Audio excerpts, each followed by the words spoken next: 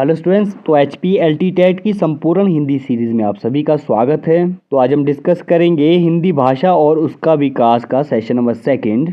तो वीडियो को पूरा देखिएगा, एग्ज़ाम आपका यहीं से आएगा। तो जो भी स्टूडेंट्स हमें रेगुलर फॉलो कर रहे हैं, रेगुलर वीडियोज़ देख रहे हैं, तो आप सभी से रिक्वेस्ट है वीडियो को ज़्यादा शेयर कीजिएगा।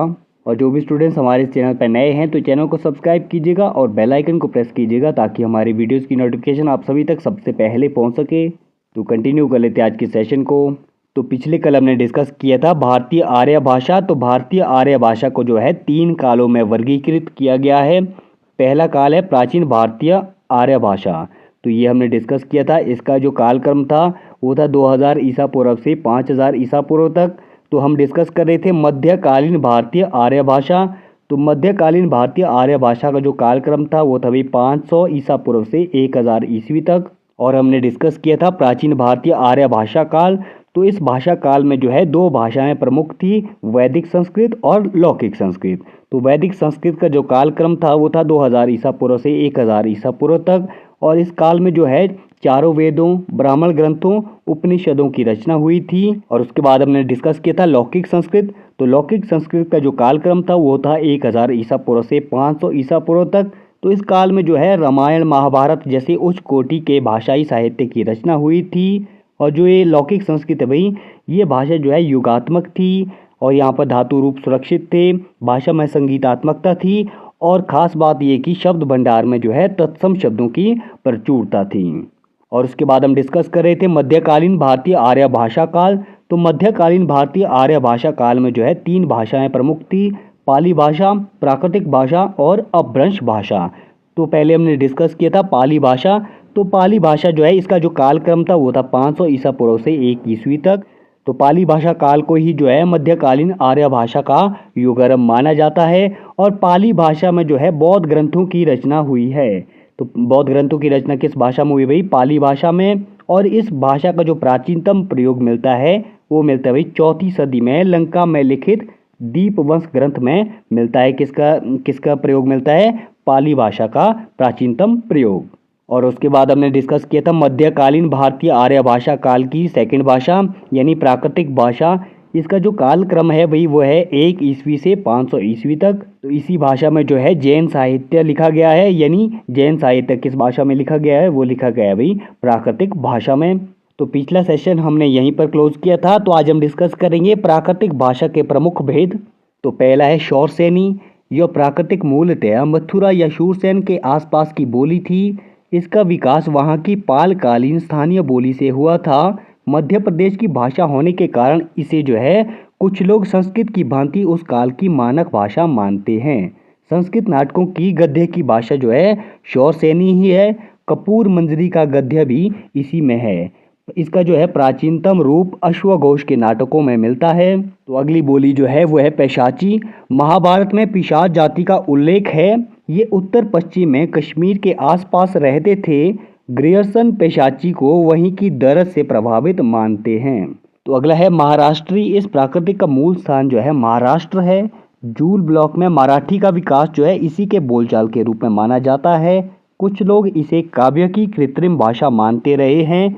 महाराष्ट्री प्राकृतिक साहित्य की दृष्टि से बहुत धनी है। तो गाहे सती हाल रचित, रावण वहु रावर सेन रचित तथा जालक जय वल्लभ रचित इसकी जो है कुछ अमर कृतियां हैं। नेक्स्ट है अर्धमागधी। तो अर्धमागधी का क्षेत्र जो है मागधी और शौरसेनी के बीच में है, अर्थात यह प्राचीन कोसल के आसपास की भाषा है। तो नेक्स्ट है मागधी। तो मागधी का मूल आधार मगध के आसपास की भाषा है। लार्सन महाराष्ट्री एवं मागधी को एक मानते थे। कुछ लोग इसका संबंध जो है महाराष्ट्र से मानते हैं। मागधी में जो है कोई स्वतंत्र रचना नहीं मिलती है। तो अगला है कैकय। तो इसका क्षेत्र जो है प्राचीनतम कैकय प्रदेश था, जहां आज लहंदा पाकिस्तान में बोली जाती है। इसकी विशेषताओं के संबंध में कुछ विशेष ज्ञात नहीं है। तो अगली है टक। तो इसका प्राकृतिक क्षेत्र वही है जो मूलतः पंजाबी का क्षेत्र है, अर्थात भारत और पाकिस्तान के पंजाब प्रांत का कुछ भाग आता है। तो अगली है श्वास। तो इस नाम की प्राकृतिक का कहीं उल्लेख नहीं है, किंतु सुनीत चटर्जी तथा कुछ अन्य लोग हिमाचल प्रदेश, गढ़वाल, कुमायूं तथा नेपाल में बोली जाने वाली पहाड़ी बोलियों का विकास खस अपभ्रंश से मानते हैं। तो अगला है ब्राचल। तो ब्राचल अपभ्रंश की पूर्वजा प्राकृतिक के लिए इस नाम का प्रयोग किया जा रहा है। तो हमने डिस्कस कर लिया है भाई, पाली भाषा हमने डिस्कस कर ली, प्राकृतिक भाषा हमने डिस्कस कर ली। तो अब है भाई अपभ्रंश भाषा। तो इसका जो कालक्रम है वो है 500 ईसा पूर्व से 1000 ईसा पूर्व तक। तो ध्यान दीजिएगा, अपभ्रंश भाषा का अर्थ है गिरा हुआ अथवा बिगड़ा हुआ। तो प्राकृतिक की तुलना में भी जिस भाषा में ध्वन्यात्मक तथा व्याकरणिक परिवर्तन हो गया था उसे पंडितों ने अपभ्रंश या फिर अवहट नाम से अभिहित किया है। तो अपभ्रंश को जो है प्राकृतिक तथा आधुनिक भारतीय आर्य भाषाओं के बीच की कड़ी माना जाता है। हर आधुनिक आर्य भाषा का जन्म किसी न किसी अपभ्रंश से हुआ है। तो भाषा के अर्थ में अपभ्रंश नाम का प्रयोग 6ठी सदी से मिलने लगता है। तो हमने डिस्कस कर लिया भाई प्राचीन भारतीय आर्य भाषा, मध्यकालीन भारतीय आर्य भाषा। तो अब हम डिस्कस करेंगे आधुनिक कालीन भारतीय आर्य भाषा। तो आधुनिक काल की भाषाएं अनेक है, हिंदी उसमें से एक है जो भारतीय आर्य भाषाओं की बड़ी बहन है और सबसे अधिक जनसमूह द्वारा बोली और समझी जाती है। तो हिंदी की जो है 3 काल क्रमिक स्थितियां हैं, प्राचीन हिंदी, मध्यकालीन हिंदी और आधुनिक हिंदी। तो प्राचीन हिंदी का जो कालक्रम है वो है भाई 1000 ईस्वी से 1400 ईस्वी, और मध्यकालीन हिंदी का जो कालक्रम है वो है 1400 ईस्वी से 1850 ईस्वी, और उसके बाद है आधुनिक हिंदी। तो आधुनिक हिंदी का जो कालक्रम है भाई वो है 1850 से अब तक।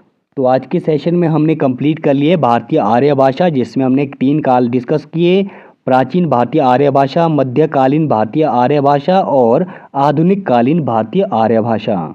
तो आज के सेशन में इतना ही करते हैं। आशा करता हूँ आप सभी को आज का सेशन पसंद आया होगा। तो अगर पसंद आया हो तो लाइक शेयर सब्सक्राइब कीजिए टारगेट फोकस यूट्यूब चैनल को और बने रहिए हमारे साथ। तो बहुत जल्द मिलते हैं नेक्स्ट सेशन में।